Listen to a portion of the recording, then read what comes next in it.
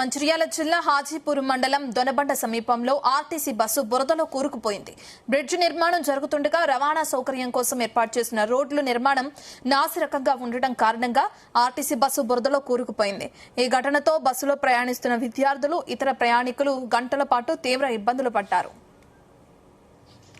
School పిల్లలు stuck అయిన వాళ్ళే స్కూల్ పిల్లలు ఇక్కడ దొనమండకు పోవాలి. ఇది గవర్నమెంట్ స్కూల్ కి వేసిన బస్సు, ఇది ఓన్లీ స్కూల్ పిల్లల కోసం. ఇక్కడ నుంచి వెళ్ళి దొనమండ స్కూల్ 3 కిలోమీటర్ ఉంటది. ఆ 3 కిలోమీటర్ ఇక్కడ నుంచి నడుచుకుంటా వేరు పిల్లలు డైరెక్ట్. ఇది ఇక్కడ స్టక్ అయింది. ఈ చిన్న వర్షానికే ఇంత ఘోరమైంది.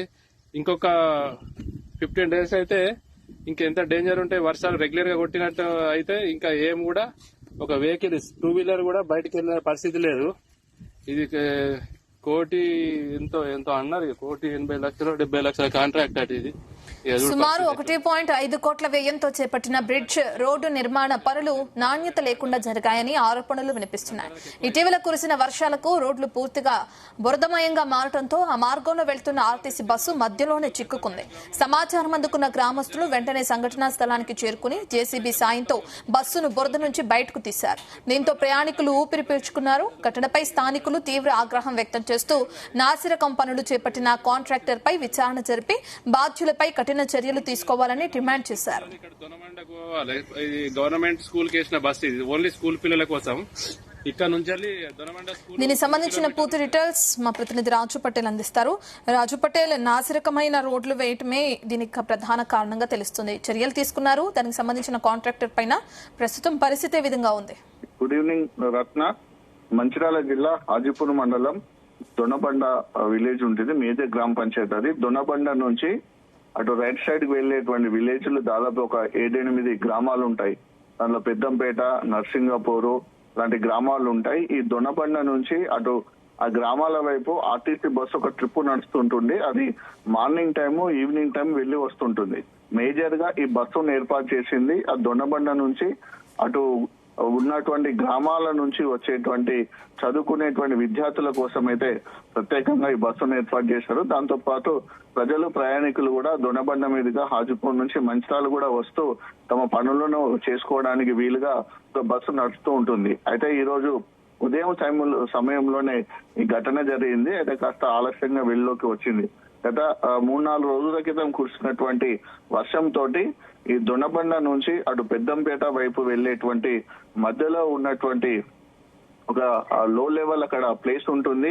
చిన్నపాటి కాల్వలా ఉంటుంది. కాల్వ ఎప్పుడు వర్షాలు పడ్డా సరే అటు ఇటు బ్లాక్ అవుతూ ఎక్కువ వరద వెళ్లడం వల్ల గ్రామాల నుంచి ఇటు దొనబండకు రాకపోకలు నిలిచిపోతుంటాయి. సో అక్కడ బ్రిడ్జిని మంజూరు చేయడం జరిగింది. 1.5 కోట్ల వ్యయంతో అక్కడ చేపట్టినటువంటి బ్రిడ్జ్ నిర్మాణ పనులు జరుగుతున్నాయి.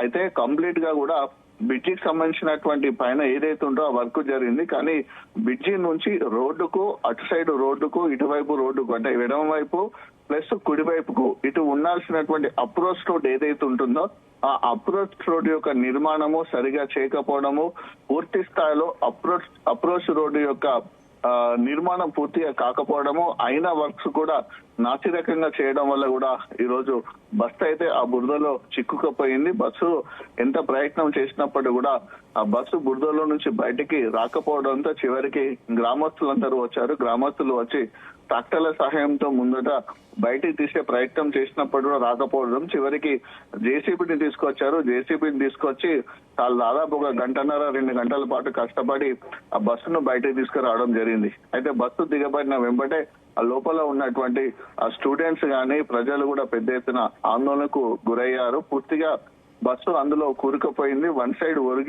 లైట్ గా ఒరిగి ఉంది కాబట్టి బస్సు పడుతుందనేటువంటి ఒక భయం కూడా వారిలో నెలకొన్నటువంటి పరిస్థితులలో అందరూ కూడా బస్సు నుంచి బయటికి రావడం జరిగింది. బయటకు వచ్చిన తర్వాత బస్సున బురద నుంచి బయటికి లాగి మళ్ళా బయటికి తీసుకురావడం జరిగింది. సో అంటే ఇది ఈ రోజు మాత్రమే జరుగుతున్నటువంటి పరిస్థితి అయితే కాదు రత్న. ఎందుకంటే గత 3-4 రోజుల క్రితం కురిసినటువంటి వర్షం వలన ప్రతిరోజు అవుతున్నటువంటి సిచ్యువేషనే.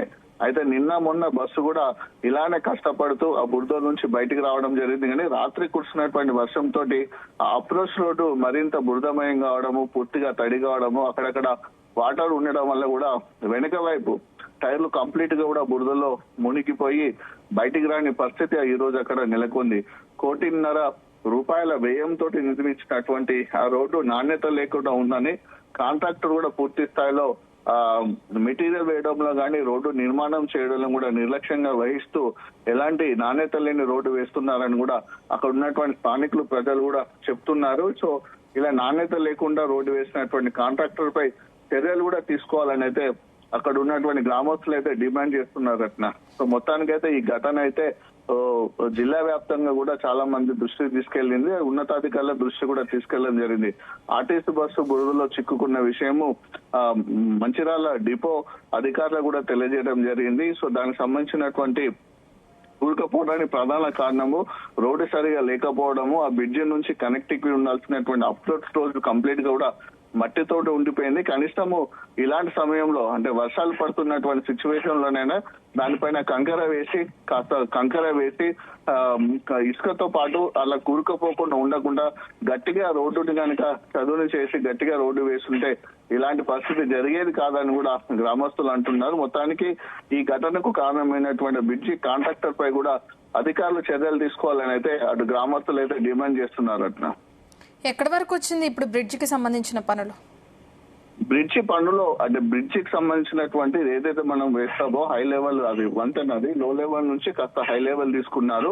ఆ వంతెన కంప్లీట్ గా అయిపోయింది. ఎక్కడైతే మనకు కాజ్వే ఉంటుందో కాజ్వే పైన ఏర్పాటు చేసినటువంటి వంతెనకు సంబంధించినటువంటి వర్క్ పై లెవెల్ వర్క్ అయిపోయింది. కానీ అటువైపు ఇప్పుడు బ్రిడ్జి నుంచి ఇటు దొనబండ వైపు వచ్చేటువంటి అప్రోచ్ రోజు బ్రిడ్జి నుంచి ఇటు పెద్దపేటతో పాటు కొన్ని గ్రామాలు ఉంటాయి. ఆ గ్రామాల వైపు వచ్చేటువంటి రోడ్డు అప్రోచ్ రోడ్ అంటారు, అది కనెక్టివిటీ రోడ్ అన్నట్టు. ఆ రోడ్డు ఎందుకంటే ముందు మళ్ళీ డాంబర్ రోడ్ ఉంటుంది, ఆ డాంబర్ రోడ్ నుంచి కాస్త హైట్ కు వస్తూ బ్రిడ్జి నుంచి మళ్ళీ కిందికి దిగి మళ్ళీ డాంబర్ రోడ్ నుంచి తార్ రోడ్డు నుంచి మళ్ళీ ఇటు వచ్చేటువంటి మార్గం అన్నట్టు. సో ఆ వర్క్ అనేది ఇంకా పూర్తి కాలేదు, ప్లస్ అయిన వర్క్ కూడా పూర్తి స్థాయిలో కూడా అది నాణ్యతగా నిర్మించలేదు. సో దాంతో ఈ రోజు ఈ ఘటన జరిగింది. అంటే కేవలము బస్సులనే కాదు, మనకు విజువల్స్ చూస్తే చాలా క్లారిటీగా అర్థమవుతుంది రట్ట. ఎందుకంటే కంప్లీట్ గా బురద ఉంది, ఇక్కడ లోతుగా ఎక్కడైతే వెహికల్స్ వెళ్తాయో ఆ వెహికల్స్ కూడా దిగబడుతూ ఉన్నట్టుండే. బస్సు దిగబడిన తర్వాత ఊరికపోయిన తర్వాత వస్తున్నటువంటి స్కూటీలు బైకులు కూడా చాలా కష్టంగా బురదలో నుంచి వస్తున్నాయి. సో అలాంటి సిచ్యువేషన్ ఉంది. గత 4-5 రోజుల నుంచి కూడా ప్రజలు అటు ఇటు వెళ్ళడానికి కూడా అక్కడ ఇబ్బంది పడుతూనే ఉన్నారు. ఎందుకంటే రోడ్డు నిర్మాణము గట్టిగా చేసి జరిగి ఉంటే ఈజీగా వెళ్లి రావచ్చు, కానీ అటు ఇటు వెళ్ళలేకుండా అదే ఒక మార్గం ఉంది. వేరే ప్రత్యామ్నాయ మార్గం నుంచి వెళ్ళాలంటే దాదాపు మళ్ళీ 10-12 కిలోమీటర్ల దూరం నుంచి వెళ్లాల్సి ఉంటుంది. సో కాబట్టి ఈ పని అంటే వానాకాలం సీజన్ కంటే ముందే పూర్తి చేసి ఉంటే ఈ వర్క్ కంప్లీట్ గా ఫినిష్ చేస్తుంటే ఈ పరిస్థితి వచ్చేది కాదు. ఆలస్యం చేయడం వల్లనే ఈ పరిస్థితి వచ్చిందని కూడా ప్రజలు ఆరోపిస్తున్నారు. ఓకే, థ్యాంక్ యూ రాజు పటేల్. ఇంత ఘోరమైంది, ఇంకొక 15 days అయితే ఇంకెంత డేంజర్ ఉంటే వర్షాలు రెగ్యులర్ గా కొట్టినట్టు అయితే ఇంకా ఏం కూడా ఒక వెహికల్